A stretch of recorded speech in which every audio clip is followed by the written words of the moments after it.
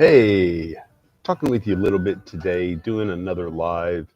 I want to be more conscientious about doing these, trying to get that glare off my forehead. Not sure I'm going to be able to do it because of where I'm sitting, but maybe if I lean up, nope, that doesn't help either. So sorry, we're just going to have to deal with that. Might pick a different seat if I'm at this Panera doing another live, chatting with you.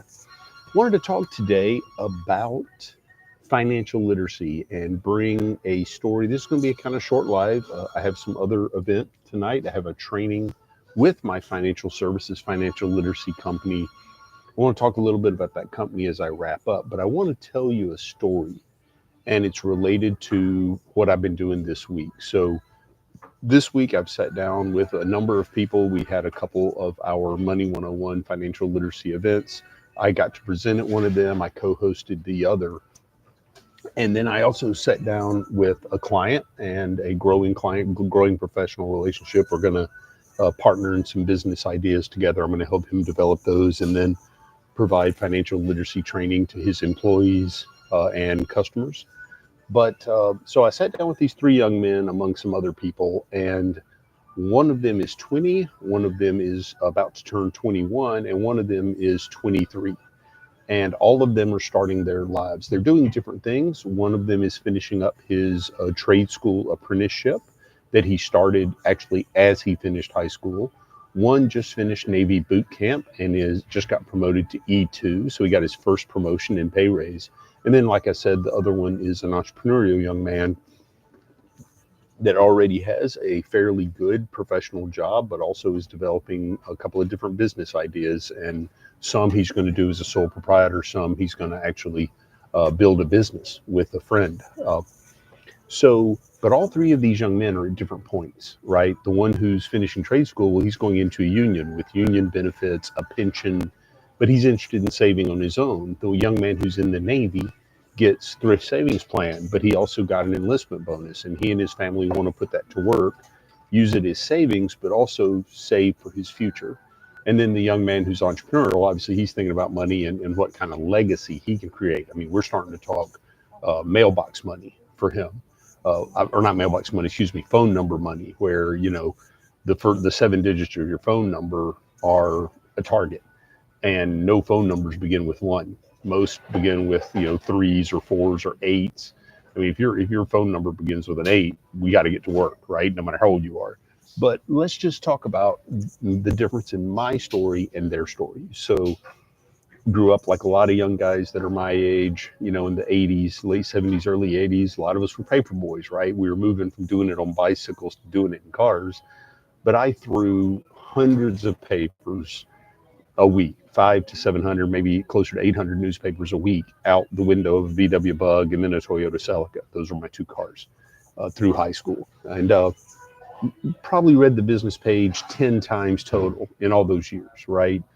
We did a junior achievement class. We had a stock trading contest. I think I did terrible. That was it. That was the only time I read the business page. I read the sports page. I read the opinion page, sometimes the want ads back when we had want ads. But, I didn't do any of that. So I graduate, I go through college, take one business class. It was actually basic computer programming, which I already knew. So it was going to be an easy grade to get my one business class credit.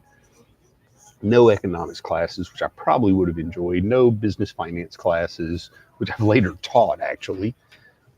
But I didn't care. And then I get in the Navy. We don't have TSP in those days. We don't have access to it. I didn't do anything.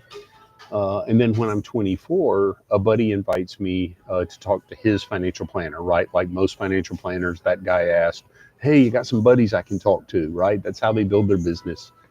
Nothing wrong with that. Not my model, but I have asked for and gotten referrals before, but I don't purposely ask for them. But I went to talk to this guy, and I knew nothing about nothing. I knew I should be saving. I knew I should start investing.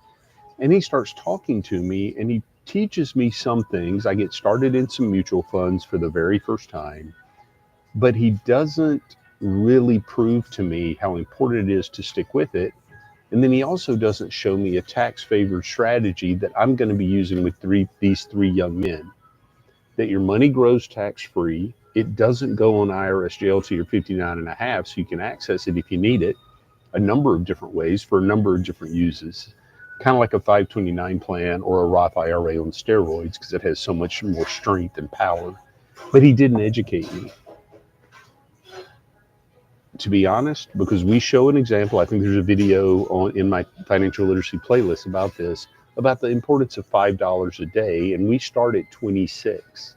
I could have started at 24. That would be only 5 years now if $5 a day for 40 years turns into $500,000.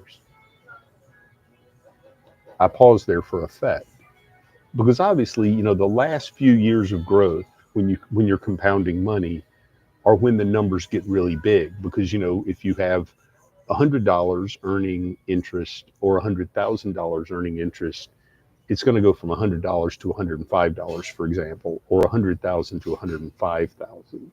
So that compounding is way bigger, right? But let's just say I had been doing $5 a day for 35 years. I was 24 then, like these young men, a little bit older. I'm 59 now. So 35 years. Let's just say my $5 a day was most of the way to that 500,000. I would have 300 or 350,000 more dollars. Now, I would keep working if I had that kind of money. I'm doing okay. I'm still investing. I'm still savings. I'm still hoping money grows. I'm going to work a number of more years. As we say in the South, Lord willing, and the creek don't rise. But at the same time, it'd be nice to have that extra money. I could do different things. I could maybe choose how much I worked. I could choose maybe some other investments or maybe some more charitable giving or creating legacy money separate from what we're saving for my retirement because we'd have an extra $300,000, $350,000 growing toward $500,000. That's the difference of being taught because he tried to sell me. And I was like, I can put a little bit in, I'll start that $2,000 a year IRA. But he didn't say, well, now that you've maxed out your IRA, you can do this over here. I saw the vehicle and I didn't need the vehicle. It would have been probably whole life insurance. Maybe variable life was around by then. The very, very early versions of universal life were coming out back then. But I had my serviceman group life insurance. I wasn't married at the time, didn't have our daughters at the time. I didn't need life insurance. But instead of being taught, I was sold. Now, the good thing is I enjoyed talking with him. I enjoyed learning about money. I saw a couple books on his bookshelf, so I wrote the titles down and checked them out or bought them. I had a buddy on the ship recommend a book, and I began a process that's led to where I am today. And while I don't make $300,000 in my financial services business, I've made a good bit over the 10 years, 11 years I've been doing it, but not that much. And obviously I have expenses and have to pay taxes. But he started me on a path. So I'm thankful for that. I'm thankful for the practice companies I've worked with that had similar models or different models entirely than what I have with Five Rings Financial, because I guess that's the segue. And as you know, I continue this live. Yes, I'm at Panera. I think I mentioned that already. Five Rings Financial is a unique financial services company, especially compared to the ones that I've been with. Because, we have the traditional come get a job, show up at our office, we're going to rip your head open, give you sales training and insurance training and securities training and customer training and, fill your brain up for 4 or 6 weeks. You go take your licensing exams, whichever ones you get. And then they say, go get them, Tiger. And by then your draw, if you're even getting a salary, is going down because they hope your commissions are going up. But it's a full-time job. And I will tell you, those draws are not very much money. If you're trying to support a family, even trying to support yourself on those, it's really hard. Now, if you make it in that model, those are some great companies to work for, some of the big firms in our industry. But it's just not a model that works for me because I've been supporting a family this whole time. Then there are the companies that let you get licensed part-time that are very network marketing centric. They're still helping people with financial products. I've worked with one of them. They have decent products. They're not going to hurt you financially. Some actually market with some of the same companies we do. They do it a little differently. And then they're network marketing companies, which means they're recruiting focused. Five Rings Financial lets me be licensed and work part-time, but it has 2 features. It has a personal development process and it has an entrepreneurial training process. And the reason I mention both of those is we have a number of people that have come to work with Five Rings while I've been part of the company over 11 years, gotten to be good friends with them, think the world of them. They grow and develop, but they're doing something to them like what I do in my dual career that they really enjoy, or they have another business idea. And because of our personal development program and our entrepreneurial training program, they end up developing as a person. One of my buddies got promoted inside the company he was working for when we met through Five Rings. He needed to relocate, and when he relocated, they said, well, do you want to move into that position there? We also need a salesman there. And he said, well, I've been out in the field with them as a tech. I want to try sales. He did so well in sales because of the entrepreneurial training and personal development program we have, that not only was he their top salesman, within just a few months, he became a sales manager. And then another company in that industry tried to poach him. And so there was actually a competition for him.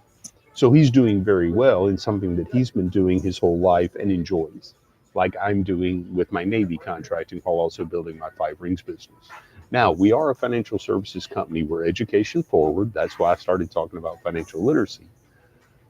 But we use financial services as one of the ways to generate income, whether it's part-time income, side hustle income. I have a couple videos in the channel on side hustles, uh, or it can be replacement income. It can be save up to get out of debt, save up for a life-changing trip. Or some people say, I want to replace my income, or I want to even go far past my income. But we use financial services. We're not saying that's the only thing you can do. I mean, almost all of us start out dual career. Many stay dual career, or they say, I really like the teaching part of financial literacy. I'll still work with some clients, but I want to be a speaker. I want to write a book. It's amazing how many people that I know through Five Rings Financial have written books. I'm writing one myself now. Um, so we're allowed to do that. Now, we do have what we call the chocolate chip cookie recipe. If this has interested you, I notice nobody's in the live right now. I have a tiny little YouTube channel. Someday I might look back on this and go, yeah, there was nobody. And I'm doing a live now that has a couple hundred people on it. But, it's good practice for me too. But at the same time, if you're interested, if you're watching this after the live ends and you go, John, I'd love to talk to you about possibly helping people with their money while at the same time improving myself for myself, my family, my other employer, my other business. And yeah, I need to get around my other entrepreneurs. Then, reach out to me, comment, we'll connect. Because like I said, we are building agencies. We just don't have to get a fair commission payout, and actually never move backwards. Where some of those companies, both of those companies, both the traditional companies and the network marketing style companies, unfortunately, they can move backwards in commissions. I've talked to people in both sides of that have had that happen to them, and in most cases, that drives them out of the industry when they could be really good at helping people with their money. It's just they're not really good at that model. That's why I love our model. There's a lot of grace. There's a lot of giving people space in it. They've given me a lot of space. Hey, that's my reminder to wrap this up. Thank you. If you are watching this after the stream ends, I look forward to continuing to chat with you via these lives, via videos on my channel. One's going to go live at noon tomorrow. So hope this helped you out, and hope you are learning about financial literacy as well.